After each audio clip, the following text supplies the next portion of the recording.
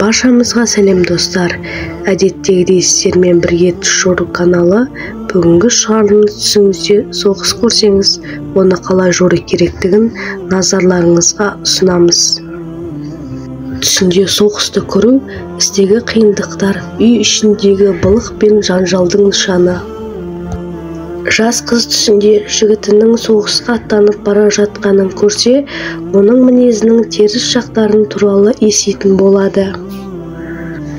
Түсіңізде еліңізде соғыста жеңілгенін көру, халқыңыз саясаттан, революция мен кәсіпкерлікті ірі өзгерістерден зардап шегетін болады. Түсіңізде жеңісті көру, іскерлік істер белсенді болып, үй ішінде береке орнайтын болады.